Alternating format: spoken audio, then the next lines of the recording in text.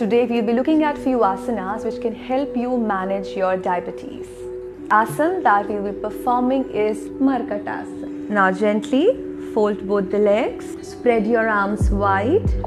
Now as you inhale, drop your knees to the right and your face to the left. Make sure both the knees are together. Inhale, exhale.